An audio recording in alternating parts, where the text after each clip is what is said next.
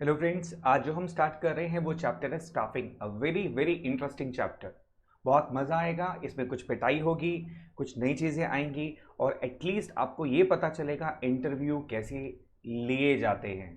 हाँ, इंटरव्यू में क्या क्या होता है, बहुत सारी चीज़ें हम इस चैप्टर में आपके साथ डिस्कस करने वाले हैं। फिलहाल स्टाफिंग का मतलब क्या होता है? स्टाफिंग का मतलब होता है पुटिंग पीपल टू जॉब, यानी अब लोगों को जॉब पर रखना। हमने प्लानिंग कर ली भाई, ऑर्गेनाइज कर लिया, रिसोर्सेज आ गए, अब काम करने के लिए लोग भी तो चाहिए जो उस काम को करेंगे। तो staffing is putting people to the jobs, jobs पर उन लोगों को रखना। It begins with workforce planning and includes different other functions like recruitment, selection, training, development, promotion, compensation and performance appraisal of workforce। यानी कि ये स्टार्ट कैसे होता है? जब हम वर्कफोर्स की प्लानिंग करते हैं, हमें कितने लोग चाहिए, कैसे लोग चाहिए, क्वालिफाइड चाहिए, अनक्वालिफाइड चाहिए, एक्सपीरियंस चाहिए, फ्रेशर चाहिए, यहाँ से प्लानिंग स्टार्ट होती है। किसकी? स्टाफ की। ठीक है, उसके बाद हम रिक्रूटमेंट करते हैं, उनका सिलेक्शन करते हैं, उनको ट्रेनिंग देते हैं, डेवलपमेंट करते हैं, प्रमोशन करते हैं, उनका कॉम्पनसेशन देते हैं। अब आप कहेंगे सर ये सारे शब्द तो बड़े अनसुने लग रहे हैं, कभी सुना नहीं हमने ज़्यादा। रिक्रूटमेंट क्या होता है? तो चिंता मत करो, इस चैप्टर के अंदर मैं आपके साथ शेयर करूंगा पूरा रिक्रूटमेंट प्रोसेस, पूरा सिलेक्शन प्रोसेस, ट्रेनिंग का मतलब क्या होता है, डेवलपमेंट क्या होता है, ट्रेनिंग डेवलपमेंट में क्या फ़र्क होता है, और मेथड्स ऑफ ट्रेनिंग क्या होते हैं, कॉम्पनसेशन लोगों को जो दिया जाता है उसके बारे में हम डिस्कस करेंगे, और परफॉर्मेंस अप्रेजल के बारे में हम शेयर करेंगे। तो ये सारी चीज़ें इस चैप्टर के अंदर हम करने वाले हैं। वाई इंपॉर्टेंस को इतनी मतलब स्टाफिंग को इतनी इंपॉर्टेंस क्यों दी जाती है? सबसे पहला point, discovering and obtaining competent personal for various job. देखो, जब तक आपके पास कॉम्पिटेंट पर्सनल नहीं होंगे, कर्मचारी, पर्सनल, मैं फिर बता रहा हूँ, इट्स नॉट पर्सनल। पर्सनल होता है व्यक्तिगत, PERSONAL, वो होता है व्यक्तिगत। ये पर्सनल है, कर्मचारी, एम्प्लॉयज़, उनको ढूंढना सबसे मुश्किल काम है। यार एक छोटा सा एग्जाम्पल ले लो, घर में अगर मेड ना आए ना, उसको ढूंढने के लिए भी हल्ला मच जाता है, सारे लोगों में ढिंडोरा पीटना पड़ता है, जी मेड नहीं आई, मेड नहीं आई, हमें मेड आए तो बताना, भेज देना। अब आप सोचो, एक मेड को ढूंढने के लिए भी आपको जद्दोजहद करनी पड़ती है। तो ऑर्गेनाइजेशन में जो कॉम्पिटेंट जॉब्स होते हैं उसके लिए अच्छे लोगों को ढूंढना सबसे मुश्किल काम माना जाता है। इसलिए स्टाफिंग का रोल बहुत अहम हो जाता है ऐसी जगह पर। दूसरी इंपॉर्टेंस आती है putting right person on the right job. आप कहेंगे सर इतनी अनएम्प्लॉयमेंट, इतने सारे लोग जॉब ढूंढते हैं, तो लोगों को ढूंढना कौन सा मुश्किल काम है? सर लोगों को ढूंढना मुश्किल काम नहीं है, राइट जॉब के लिए राइट पर्सन को ढूंढना सबसे मुश्किल काम है। बात समझ आ गई?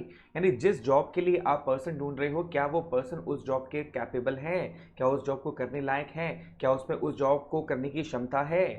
That is called putting right person to the right job, and that is done with the help of staffing function। फिर आता है continuous survival and growth of the enterprise. आपको क्या लगता है जो लोग कंपनी में आते हैं वो वापस नहीं जाते क्या? छोड़ते नहीं हैं।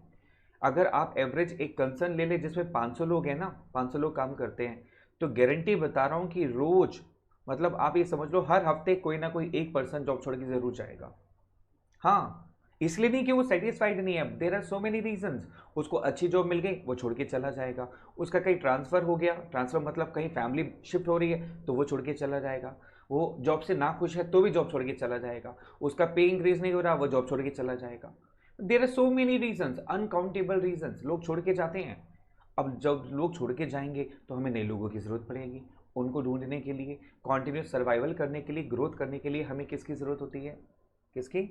स्टाफिंग की। Ensure optimum utilisation of human resources. अगर किसी ऑर्गेनाइजेशन की सबसे बड़ी संपत्ति अगर कोई है तो वह उसके human resources. Human resources, yes.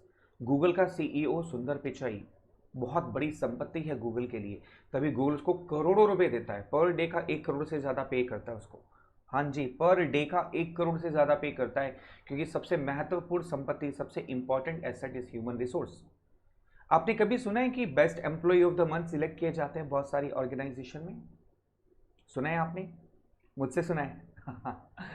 जी हाँ, बहुत सारी ऑर्गेनाइजेशन अपने एम्प्लॉयज़ को क्राउन यानी ताज पहनाती है, बेस्ट एम्प्लॉय, उनकी परफॉर्मेंस के बेस पर, ताकि हम उनको ऑप्टिमम यूटिलाइज कर सकें, उनको उनको मोटिवेट कर सकें। और best employee of the month का कई बार फोटो भी लगाई जाती है, अच्छे अच्छे तौर पे फोटो लगाई जाती है, लुक्स नाइस, अदरवाइज मत लेना। ठीक है, best employee of the month की फ़ोटो सिलेक्ट की जाती है, उसको अवार्ड दिया जाता है, क्राउन पहनाया जाता है उनको। इससे क्या होता है, जॉब सेटिस्फेक्शन में इंप्रूवमेंट आता है, इट इम्प्रूव्स जॉब सेटिस्फेक्शन। ठीक है, जॉब सेटिस्फेक्शन इंक्रीज होता है। ऑब्जेक्टिव असेसमेंट, यार एक बात बताऊं आपको, आपको क्या लगता है आपके टेस्ट क्या सिर्फ स्कूल में कॉलेज में ही होते हैं क्या? नहीं, ये ध्यान रखना, टेस्ट कभी खत्म नहीं होंगे, जिंदगी के टेस्ट हमेशा चलते रहेंगे। आप क्लास के टेस्ट और स्कूल कॉलेज के टेस्ट में तो बहुत आसान है, क्योंकि आपको ये एटलीस्ट दायरा भी पता होता है, सिलेबस भी पता होता है। लेकिन लाइफ में जो टेस्ट होते हैं उसका दायरा अनलिमिटेड होता है। यहाँ पर ऑब्जेक्टिव असेसमेंट किया जाता है, एम्प्लॉई का भी परफॉर्मेंस चेक किया जाता है सर। जी हाँ, ऑब्जेक्टिव असेसमेंट का मतलब है एम्प्लॉयज़ के परफॉर्मेंस अप्रेजल करना, उसको चेक करना। और ये चेक किया जाता है उसके अटेंडेंस के बेस पर, उसका बाकी एम्प्लॉयज़ के साथ क्या रिलेशन है, मतलब वो कैसा रिलेशन मेंटेन करता है, उसके अलावा उसकी परफॉर्मेंस कैसी है, इंप्रूवमेंट हो रही है कि नहीं हो रही है, उसके टारगेट अचीव होते हैं कि नहीं होते हैं। There are so many counts जिसके बेसिस पर ऑब्जेक्टिव असेसमेंट किया जाता है और उनको फेयर रिवॉर्ड भी दिया जाता है। This is called importance of staffing. ठीक है, यानी कि आपको क्या पहनाना है अपने एम्प्लॉयज़ को? क्राउन, ताज, CROWN। सी से कॉम्पिटेंट पर्सनल को ढूंढना, R से right person to the right job, O से optimum utilisation of human resources, W से रॉन्ग असेसमेंट नहीं, यानी कि ऑब्जेक्टिव असेसमेंट करना, और N से न्यू ग्रोथ प्रोस्पेक्ट्स, यानी नए ग्रोथ प्रोस्पेक्ट्स को लेकर के आना। क्योंकि आज का एम्प्लॉय ही कल का आपका CEO बनेगा, टॉप लेवल मैनेजमेंट में जाएगा, वही कंपनी को चलाएगा और कंपनी को टॉप लेवल पर लेकर जाएगा। ठीक है, right person to the right job, तो क्राउन पहनाओ और इंपॉर्टेंस ऑफ स्टाफिंग को जगाओ। ठीक है, अगली वीडियोस में हम शेयर करेंगे बाकी चीज़ें, recruitment, selection process, staffing process, सब डिस्कस करेंगे आपके साथ में। बहुत सारी चीज़ें हैं इसके अंदर। Now it's clear, importance of staffing is clear. C से कॉम्पिटेंट पर्सनल, R से right person to the right job, O से optimum utilisation of human resources, W से रॉन्ग असेसमेंट नहीं होता, नो रॉन्ग असेसमेंट, ये क्रॉस का मतलब है no wrong assessment, objective assessment होता है, और N से न्यू ग्रोथ प्रोस्पेक्ट्स आते हैं। Take care.